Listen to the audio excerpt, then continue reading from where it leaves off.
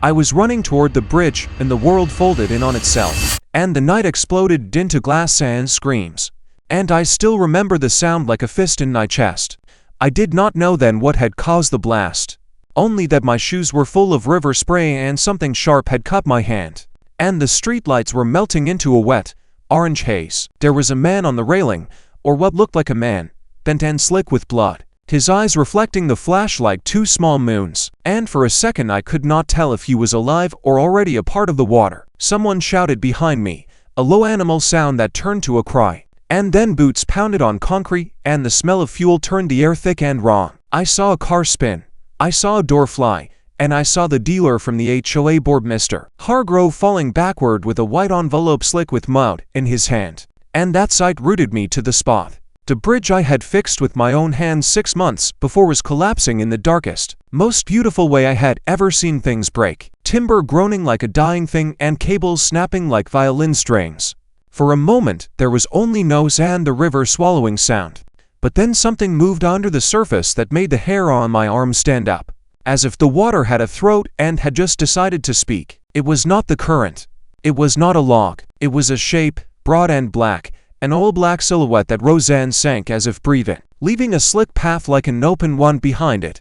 I could smell copper and something else, something sweet and rotten. And a thought passed through me so fast it felt like a lie.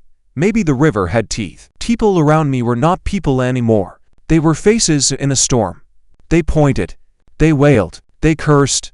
They did not move like they had plans, they moved like they had panic sewn into their bones. Then the board president, the one who had signed the letter to tear my bridge down, stepped forward with a flashlight and a voice that tried to sound steadier than it was. And he begged the crowd to stay back like a man reading a line he did not believe. He said the word accident with the ease of a man who practiced saying things that would make him safe. And the word skittered across the water and died. Someone screamed that the little girl from the brown house was missing. And the scream had a new sound to it, sharp like glass and hollow like a bell. And suddenly every head turned to the houses up the lane, where the mansions crouched behind iron gates.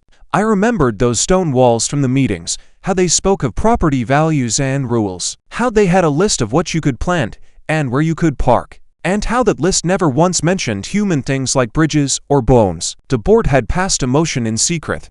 They had called it safety compliance. They had written a lawyer's letter and handed it to an inspector with a smile. They had wrenched my bridge from my hands and called it a community improvement. I had watched them vote and smile and sigh. I had made the bridge because my dog used to jump from it, because my children learned to fish off its rail, because it was the only thing between my yard and the world. Now the rail sagged, now the planks were in the river, and now a woman from the second house screamed that the tide was wrong, that the water was coming up like someone pouring a glass to full, and that our lake had turned its back on the shore. A kid from the cul-de-sac held up his phone, and his fingers shook, and the image on the screen was of something in the water that looked, impossibly, like a shadow with teeth. And we all leaned toward the glow like moths to a dangerous lamp. "You can't see it on camera," the kid said, voice thin. And he turned the phone to me like I could give it reason, like I could explain the impossible with the same hands that used to build picnic tables. The whole lawyer pushed through the crowd with his suit muddy and his tie spotted. And he kept saying the phrase that had been their shield for months: "We act in the interest of the property owners." And he said it as if the words were a scripture that would protect him from whatever the river did next. Every second while you looked away, someone dies, I thought, because the way people shouted and ran and clung to each other made death feel like a clock you could hear. I did not see the girl at first. I saw a pale sandal tumbling along the shore like a small, helpless moon. I saw a smear of red on a white dress like some obscene flag. I saw the dog that belonged to Mrs. Klein from number 3, floating belly up, eyes blank and soft. They had taken my bridge the week before and told me I would be compensated. They had brought a contractor who wore clean boots and a kind, empty face. They had given me a check the size of a day's rent and a folder with policies in it, and told me to be grateful for compliance. Grateful. The word kept ringing in my head as the river licked at the stones and as men in polos from the HOA tried to hold down the scene like you hold down a loose table at a carnival. I had learned to watch for the small things that tell you how far a man will go. I had learned to keep receipts and to write names on envelopes. I had learned how a stack of signatures can become a rope that ties your hands. Tonight, every lesson I had ever been taught about patience, and paperwork felt like a poor child's armor against a sound that had nothing to do with bylaws. I moved closer even though I promised myself at the board meeting I would not start trouble, and my feet sank into mud that smelled like old coins and something older than coins. Close enough to the water, I could see that the shape was not natural, that it had edges like cut glass, and when it surfaced again, I felt a heat that was not from any fire I had seen before. It was a heat that belonged to intent. They were standing there, those men from the mansions, faces lit by their own flashlights, like priests at the edge of a sacrament, and for the first time, I hated them with a clear, delicious hate, the way you hate a man who stole your child's toy, and then taught your child to forgive him. I knew then that this was not an accident. Accidents do not come with suits. Accidents do not come with a meeting agenda. Accidents do not wear the same face as the man who signed the notice to tear down what I loved. My hands were bleeding and my mind was a string of small, angry thoughts. I remembered the looks at the HOA dinners, the sideways glances when I mentioned keeping the bridge, the way someone had once tapped his watch when I spoke at a meeting and smiled like it was a joke. I thought of my daughter learning to tie her shoes on the wooden rail. I thought of the old man who used to whistle when he crossed the bridge, the way his hat flew off into the flowers like a surrender. I thought of everything they called nuisance and of how tidy their rules never mentioned mercy. Then something hit the water with a soft, sickening slap that was like a hand closing on a throat and a sound like a bell under ice, and the river spat up a scrap of white cloth. I lunged and I reached, and there was a small, limp wrist in my hand and a bracelet with a name that stopped my breath. The river has a memory, I would later tell strangers. And on that night I kept one of our promises and gave something back that the HOA had thought lost. I stood there, with the bracelet in my palm, and looked at the men in their polos and their pressed shirts, and I understood with a cold, bright clarity what it meant when a person decides to take a life of impact into his own hands. I had been a man who wrote checks and fixed things and said, "I'll let the lawyers handle it." I had been a man who slept because sleep made the edges softer, that the sight of blood on the dress and the laughless faces of the HOA men made sleep impossible. From that second on, if revenge is a fire, then that night something lit the match and tossed it into my back pocket. I felt the heat even as I stood shivering on the bank, and for the first time, I could see a map in the dark. I will tell you everything. I will tell you the choices I made, the lines I crossed, the bargains I made with people I hoped I would never meet, and the cost that came due when the river did what rivers do. It moved, it remembered, and it revealed. Stay with me. Stay close, because what I will say next will not be tidy. It will not be polite. It will be a confession and a warning and a promise all at once. And by the end of this night you will know why I bought the river. I wasn't always a man standing on a riverbank with blood on my hands, and a dead-eye board staring at me like I had broken the world. Before this, I was just a neighbor, a builder, a man who liked the sound of wood hitting water when you drop a nail pouch onto fresh planks. And the river answers with a soft slap like a promise. My name is John. I'm the one telling this story. And before the HOA took my bridge, I believed people could talk through anything if you stayed patient long enough. I had moved here for quiet, not for war. I bought the property because of the water, because I could stand on the bank and feel like the world stopped rushing for a second, like the nose outside my head found a place to drown. The river was not just a view, it was a boundary, the kind that makes you breathe differently. I built that bridge with my own hands during the first spring after I moved. No contractors, no fancy plans, just timber, sweat, and the feeling that this place could finally be home. Not a checkpoint or another box on a mortgage form. The HOA board came waving their friendly smiles. In the beginning, the kind that look like hospitality, but taste like surveillance. Once you learn their teeth, back then, I thought they were just those kind of neighbors, the ones who measure grass height and give holiday cookies with a side of judgment. I didn't know yet that their smiles were uniforms, and their kindness was an invoice waiting for payment. They asked questions even when nothing was missing. They counted everything I built like they were keeping score. They pretended the river was a decoration, a postcard, while to me it was gravity, heartbeat, oxygen. I didn't know then that I was already trespassing inside their invisible fence, just by existing on my own terms. You ever look back at a moment and realize that was the first crack? Yeah, looking back, the first crack wasn't the bridge. It was the board's eyes when they saw I built something without asking them first. Control. That's the word they breed. Not community, not safety. Control. This is John speaking, the man who would later buy the river they tried to bury me with. The The first letter they sent me wasn't angry. It was dressed like concern. The envelope was cream-colored, thick, and smelled like someone had ironed it. They said they wanted to review the structure for the community's protection. Protection. That word is a leash when they say it. I said sure. I had nothing to hide.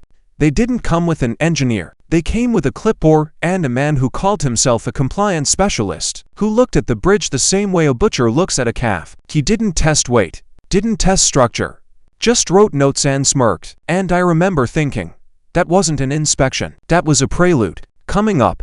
And listen carefully. I'll tell you the moment I realized they didn't want my bridge gone for safety. They wanted me gone from the water. And when you hear the reason, you'll understand why no lawyer could fix this. But first, you need to know what the river meant before they touched it. It was where my daughter learned courage, where my son stopped stuttering because he finally had somewhere quiet enough to finish a thought. It was where I could stand and breathe without performing for the world. This property was the first place in years I didn't feel watched, until they made sure I was watched. I didn't lose a structure. I lost a boundary, had carved into the world with my bare hands. The worst part, I didn't see the blade cutting until it was already under the skin, because by the time the second letter came, they weren't asking for review. They were demanding removal. And when I asked why, they said 7 words that still feel like a lock-snapping shout. Because this water is not yours. To cross. Not unsafe. Not non-compliant. Not code violation. Just the audacity of access. That was the first time I felt something break in me. Not loud, but permanent. And listen carefully, because in the next segment, I reveal why they needed control of the shoreline, who was secretly buying up access to the water, and how my bridge wasn't an obstacle. It was interference. And interference, to men like them, is war. So before I take you there, answer this silently to yourself. If someone tried to erase the one place you still felt human, would you obey, or would you become something they didn't plan for? They didn't destroy my bridge because of safety, and they didn't destroy it because of rules. They destroyed it because it stopped them from owning something that had never belonged to them in the first place. And this is still John speaking, in case you forgot, the man who would later make sure. The water answered them back. The first sign was subtle.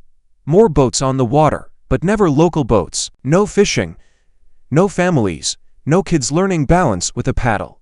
These boats were glossy, silent, expensive, the kind you dock like a statement, the kind that tell the land around them, you are a product, not a place. They started appearing right after a development company began quietly buying parcels of shoreline further downstream. Not homes, rights, docking rights, access rights, waterway rights, the kind of rights that turn rivers into toll roads and neighbors into tenants who don't realize they're renting from a throne they never saw being built. I found the paperwork by accident, not because they wanted to hide it, but because men like that never believe someone like me will read the fine print. They assume men who use their hands stop thinking past the wrists. They assume silence is compliance. They assume patience is surrender. I was wrong about them being small tyrants with big clipboards. They were something worse, investors wearing the costume of community caretakers. They didn't want my bridge gone. They wanted the public illusion gone. The illusion that ordinary people still touched this water. Because if my bridge stood, it meant access was still human, still free, still belonging to the people who lived here. And if I could cross, then others could imagine crossing too. And imagination ruins a monopoly. I learned later that my bridge sat on the one stretch of bank they couldn't legally purchase, without a unanimous vote from all shoreline residents, a vote I never would have given them. They didn't want permission, they wanted erasure. Remove the man, remove the obstacle, control the river. Control the river. Own the future land value of every mansion along it. When they tore down the bridge, it wasn't compliance. It was a land grab disguised as paperwork. It didn't hit me all at once. It hit me in pieces, like a rotten tooth cracking slow instead of shattering clean. The whole board had never been a board at all. It was a front for a syndicate of property speculators building a private water corridor. Behind the illusion of neighborly regulation, my bridge was the only thing still tying the river to the humans who lived beside it. And I was supposed to quietly disappear with it. This is still John. By the way, I'm reminding you because this part matters. Before I bought the river, before the headlines, before they stood screaming behind police tape like powerless kings, I was not a man of war. I was a man of stubborn hope. But hope only survives until someone shows you the shape of the cage. The night after they destroyed the bridge, I didn't sleep. I watched their construction lights on the far bank. I watched suits pretending to be neighbors pacing like men measuring their empire. I watched the river react as if it understood before I did that ownership was a threat, not a partnership. That was when I started digging, not in dirt, in documents, licenses, land transfers, quiet filings at the county office stamped at odd hours, attorneys paid enough to erase daylight. I found out they were lobbying to convert the lake into a semi-private controlled waterway, which meant every property owner on the lake would soon pay them for shoreline maintenance and navigation rights. They weren't just stealing water, they were about to start charging for permission to touch it. And here's the twist that burned the deepest. If I hadn't fought back, they would have used my land as the legal precedent that let them finish the takeover. My compliance would have been their proof. My signature would have been the consent they never had. My silence would have been a deed transfer. Coming up, I will tell you the moment I realized the only way to stop them wasn't protest, and wasn't a lawsuit, and wasn't a complaint, but something far simpler and far more brutal. If they wanted to own the water, I would become the owner first. But before I take you to that moment, there is one question that still echoes like steel in my ribs. When a man is cornered, when they leave him no vote, no dignity, no doorway back, does he become a criminal by fighting back? Or do they become criminals for forcing him to choose? Hold that question, because the answer isn't theory. The answer is what came next. And next, I stopped being patient. They always think the moment a man snaps is loud, a scream, a slammed door, a threat. They think rage is theatrical, that the truth is quieter. The moment I stopped being a homeowner and became something else entirely was silent enough that I could hear the river breathing between my ribs. It started with a choice. Not revenge, not yet, but a decision about identity. Was I someone who let rich men define my life from a conference table? Or was I someone who answered back without permission? This is still John speaking, the same man who will later own the river. They believed they had trapped under paperwork, and this was the night I stopped asking to be left alone. I made 3 calls, not to lawyers, not to the county, not to anyone who believed in fair resolution. I called a surveyor. I called a title researcher, and I called a man who specializes in loopholes so sharp they don't feel like a cut until you're already bleeding. If you want to understand what came later, the collapse, the panic, the disappearance of shoreline rights like sand in a fist, you need to understand something fundamental. They destroy a bridge. I was about to destroy a boundary. The surveyor confirmed something the HOA never expected me to check. The riverbed boundary line had never been fully transferred to the HOA Association. When the development was built, it was believed to be communal water, but believed is not law. The title researcher went further. He found a broken paper chain, an unperfected deed, a clerical wound that never healed, which meant ownership of the water wasn't community land. It was orphan land, unclaimed jurisdiction, and unclaimed means buyable. They didn't own the water. They enforced it by intimidation, not by title. They were kings of a throne that did not legally exist.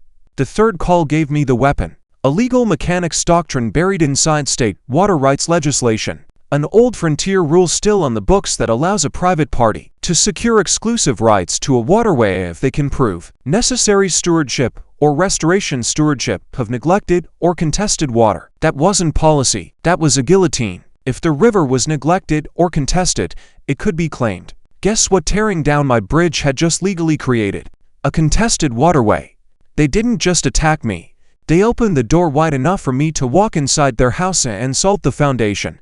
That is when the calm left me. That is when I began planning, not hoping. That is when I understood. I couldn't win within their system. I had to become the system. This is still John. I'm reminding you because what comes next is the exact moment I crossed into inevitability. The HOA had expected grief. They did not expect strategy. They expected protest. They did not expect acquisition. And the moment that sealed everything happened 2 mornings later, at the board office, when I saw the president laughing over coffee about removing the last free thumb neighbor before the shoreline project breaks ground. Last free thumb neighbor. To him I wasn't a human. I was residue. I walked out of that building with a steady step and a hollow chest, but by the time I hit my truck door I knew no one was coming to save me, so I would stop waiting and become the disaster they never planned for. From that moment forward, my life had only 2 phases. before I decided to own the river. And after. Coming up, I will show you how I acquired the water, how a single loophole became a wrecking ball, and how the same board that tried to erase my bridge accidentally signed their own geographical cage. But first I want you to feel what I felt on that turning point, because this is the question that hung in my mind like static in the bones. What do you become when the last thing they take from you is not property, but permission to exist on your own land? The next choice I made wasn't legal. It wasn't symbolic. It was a strike. And once I made it, there was no path back to the man I used to be. Only forward, into a war they never realized they had just lost. People think revenge begins with violence, a smashed window, a threat, a headline. But real revenge begins with erasure. The quiet moment when you stop letting the enemy exist as an authority in your mind. This is still John speaking. And this is where the retaliation stopped being emotional and became structural. The HOA believed they controlled me through fear of punishment, so the first strike was to make their punishment irrelevant. I didn't scream. I didn't vandalize. I didn't warn. I disappeared. On paper, I transferred my property interest temporarily into a shell-holding trust, designed for litigation shielding. To them, I stopped existing as a legal homeowner, which meant they couldn't fine me, lien me, or compel a hearing. I became untouchable before they even knew a war had started. The board thought they took something from me. In reality, they freed my hands. Then I attacked the root, narrative control. You don't break a fortress by kicking the front door. You suffocate it from the inside until the gatekeeper panics. I filed a notice of contested jurisdiction attached to the riverbank easement. A single piece of paper. Just one. But that notice triggered a 90-day freeze on all construction, shoreline modification, landscaping, and expansion projects.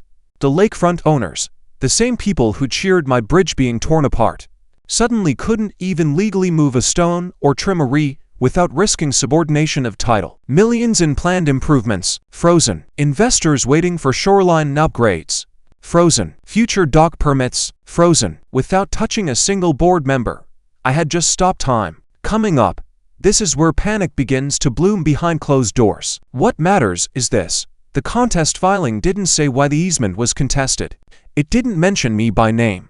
It didn't accuse anyone of wrongdoing. It simply declared that an unadjudicated claim may exist regarding underlying ownership of the riverbed. That one sentence shackled them. You want to know how I felt walking away from the clerk's office after filing it? Like I had just pulled the first pin out of a grenade the HOA didn't even know was sitting under their boardroom table. No fireworks yet.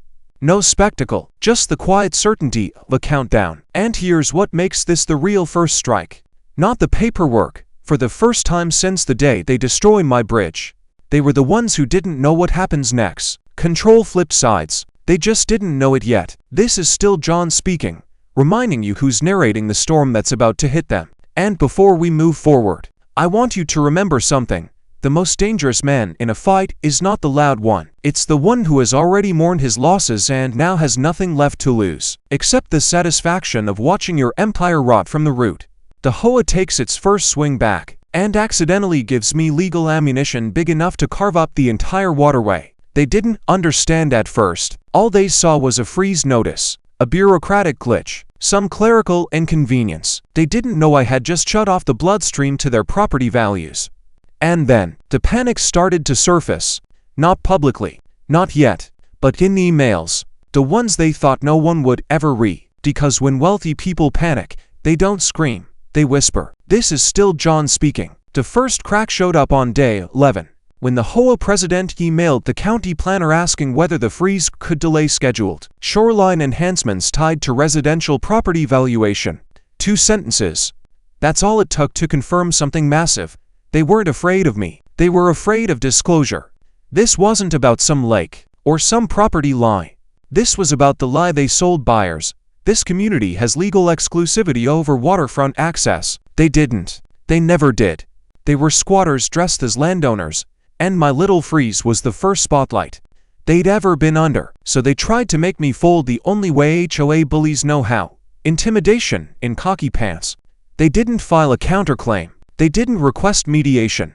They didn't even ask for clarification. They sent people to my property, not contractors, board members.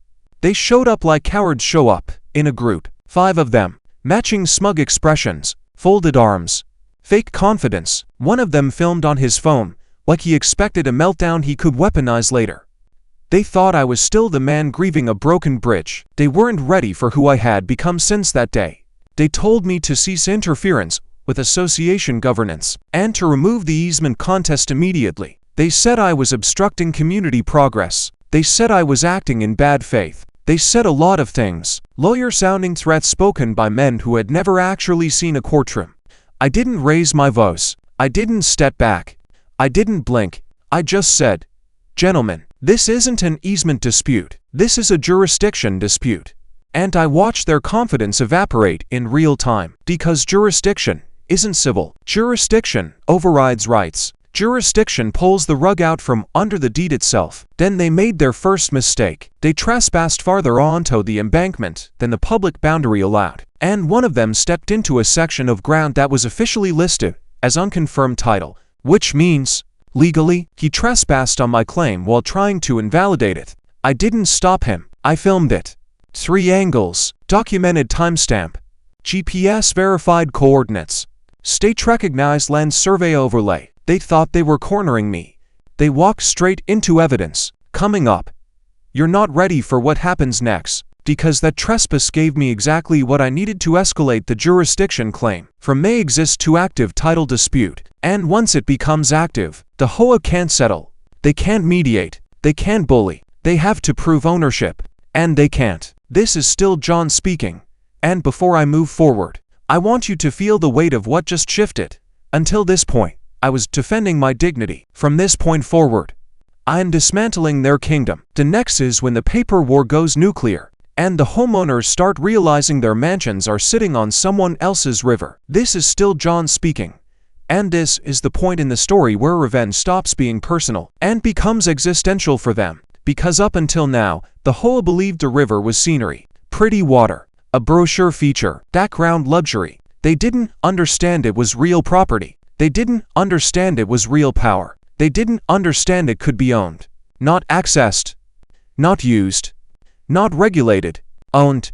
The moment the board member stepped into contested territory on camera, my claim upgraded from hypothetical to adversarial. That changed everything.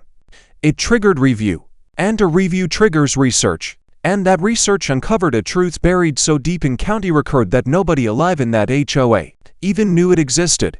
The river was never deeded to them. Not once. Not in any revision. Not in any boundary update. Not in any HOA covenant. They built mansions around water they never legally possessed.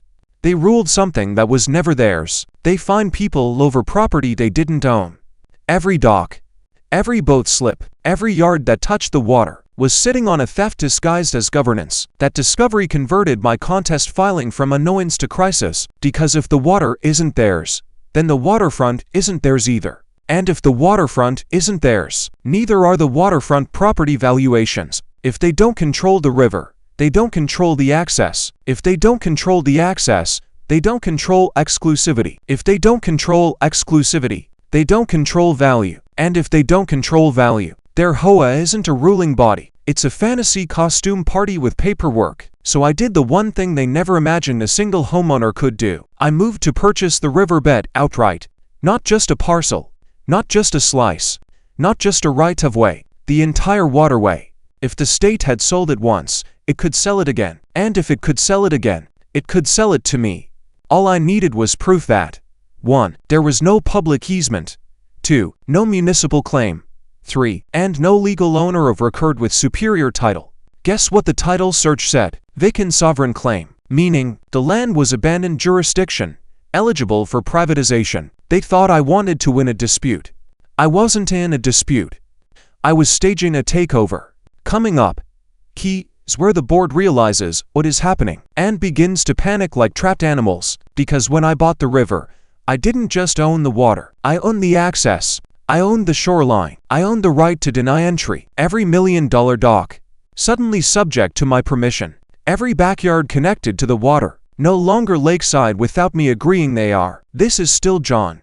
And if you think this is already revenge, you haven't seen the part where I turn their mansions into landlocked glass boxes. This is still John speaking, the man who once watched his bridge fall into the water and now is standing at the edge of something far larger. I closed the purchase quietly. No banners, no announcements, just a signature, a transfer, and a wire moving faster than their bore ever checks their bank statements. The river, every inch of it I had once crossed by foot, became mine. Not metaphorically, not symbolically, legally, undeniably, unarguably mine. The first ripple hit the HOA when I sent the notice. A letter, short, simple, 2 sentences, effective immediately. All access to the river suspended pending private authorization. That was it. No threats, no shouting, no fireworks, just the law speaking louder than any person ever could. They read it. And that's when I saw fear on the faces of men who had spent years thinking they controlled the world. Because for the first time, every dock, every boat slip, every backyard that touched the water, every lakeside view they had built their fortunes around, was suddenly conditional. The panic didn't come immediately. It crept in. The board members called meetings behind closed doors. They whispered names. They looked at maps. They argued. And they pointed. And they scribbled numbers so like men trying to measure the tie. This is John, still telling you everything from my side, because I want you to know how quiet power can speak louder than any scream. The first homeowners called me, shaking, desperate, demanding access, offering money, trying threats, trying excuses. It didn't work, because the river was mine. And the more they try, the more panic I documented. The more panic I documented, the more evidence I had. Coming up, you'll see what happens when the first mansion owner decides to test my authority, because someone will step across that river boundary. And when they do, everything changes. One of them finally did. The youngest son of a $5 million lakeside home stepped onto the bank, confident, smirking. He thought he could bluff his way into permission. I was standing there, still John, still quiet, still the man they once underestimated. He laughed. I said nothing. He reached for the water, and I raised a hand. Not in anger, not in threat, just in control. He froze. The seconds stretched, and in those seconds, he realized, the water obeys only me. Coming up, the next scene reveals the first real physical consequence. A mansion owner attempts to force access, and what happens will shock them, and will shock you. This is still John speaking. And this is the moment where rich entitlement finally snapped into violence. They didn't file a motion. They didn't call a mediator. They didn't negotiate. They assembled, 12 of them, not just board members this time, actual homeowners, furious, red-faced, panicked, cornered, the kind of men who have never heard the word no in their lives. They marched down to the shoreline like it still belonged to them, like I was just a nuisance they could swat away with money and arrogance. One of them shouted first, "This water isn't yours." Wrong. It's part of our community. Wrong again. You can't just take it. Already did. I didn't raise my voice. I didn't move. I didn't flinch. Because men who scream are men who still believe they have leverage. Men who stand silently are men who already won. I reminded them, clearly, calmly, legally, that any foot placed past the surveyed boundary would count as criminal trespass on privately owned riparian land, and that this time, unlike before, the cameras were already rolling. This is still John, reminding you I'm narrating this as the man they tried to bully into being silent. The shouting didn't stop. It escalated, because panic always screams before it suffocates. Then came the push. Not a metaphorical one, a real shove. One of the homeowners, a man wearing a $3,000 blazer and desperation in his eyes, lunged forward and grabbed my arm. He thought that physical contact would intimidate me. He thought this was the part where I'd panic. He thought pressure still worked on me. It didn't. What he didn't know was that in this jurisdiction, any physical interference during a property rights enforcement is automatically classified as aggravated trespass, which means the moment he touched me, the law stopped being civil and became criminal. And I recorded all of it. Coming up, in just a moment, you're going to hear exactly how I turned that shove into the legal equivalent of a sledgehammer against their entire HOA structure. But before that, something else happened. A bystander, a woman from the opposite side of the lake, started filming with her phone. But she wasn't filming me. She was filming them, the mob, the entitlement, the assault. She didn't know who I was. She didn't know what I owned. She didn't know the backstory. She just knew a crowd of wealthy homeowners were ganging up on a single man at the waterline. And suddenly, There were two recordings, from two angles, proving not only trespass, but intimidation, attempted coercion, and a pattern of harassment. The HOA was no longer a governing body. They were a mob. A mob caught on tape. This is still John. And what comes next is the turning point no one on that shoreline saw coming, because that shove didn't just give me grounds for a lawsuit. It gave me the legal opening to shut down access permanently, not temporarily. And in key point number 10, you will see the exact moment I stop playing defense and pull the final lever that traps every $5 million mansion behind my jurisdiction line forever. Coming up, the HOA learns what ownership really means when the man they tried to destroy becomes the man who controls the water they cannot live without. This is still John speaking. And this is where the HOA finally understood that the river was never water. It was leverage. The shove gave me exactly what I needed. The legal trigger to escalate the dispute from private restriction to jurisdictional blockade. Meaning, not a freeze, not a pause, not a temporary inconvenience, a total revocation of access, indefinite and enforceable. Their mansions weren't lakefront anymore. They were just expensive boxes staring at someone else's property. I didn't even need a courtroom to do it. I just needed the state land officer's signature confirming that the trespass occurred on a riverbank now held by a private deed holder. That's when ownership stopped being paperwork and became authority. The board held an emergency meeting. Not a confident one, a frantic one. They called lawyers. They called county officials. They called developers. They called donors. But here's the part they never expected. Not a single one of those people could help. Because nobody can bypass a jurisdictional owner without eminent domain. And the county wasn't going to spend millions seizing private riverbed just to rescue a homeowners association. The HOA wasn't powerful anymore. They were begging. A week earlier they were kings. Now they were tenants orbiting my permission. This is still John, still the man they tried to erase. And now the only man who decides whether they ever touch water again. Then the panic evolved into something worse. Internal collapse. Homeowners started turning on the board. They demanded answers. They accused them of negligence. They accused them of fraud. They accused them of lying for years about exclusive access rights. Wealthy people don't stay unified when cornered. They cannibalize leadership. The moment the gold stops flowing, the board wasn't a board anymore. It was a firing squad with no direction. All I had to do was wait and watch them unravel. Coming up, in the A, you will hear the final stroke. How I sealed their fate permanently, not with no's, not with destruction, but with one brutal act of poetic symmetry, because the bridge they destroy wasn't the last bridge I planned to build. And when you hear what I did next, you'll understand the word trap in its truest form. The light goes out, the water rises faster than thought, wooden steps vanish under black liquid, houses across the shore shiver like paper boats, people clutch railings, screams tear through the air. Swallowed instantly. Something moves on the surface. Not a wave. Not a current. No shape, only motion. Glass groans. Metal sings. Reflections in eyes show panic they can't name. I stand on the edge. No breath. No movement. Time folds. Each second stretches into infinity. The ground shudders without noise. Air vibrates without sound. Water reaches the verandas. Garden statues lean as if alive. Boats drift, guided by an unseen hand. I try to speak. Nothing comes. Fingers press the cold metal railing. Eyes scan the mirrored surface. It no longer reflects the sky. They run across stone patios. They scream. The water moves with every desperate gesture. No exit. Then, darkness. Instant. Absolute. The houses vanish like paper in fire. The water flows with no edges. Where the shore was, only a smooth, black expanse remains. I stand. Here only my breathing. Hands empty. Below. No boat. No tree. No person. Just dense darkness that swallow everything. One last thought slices through. This is not the end. Nothing will ever be the same again. Everything freezes.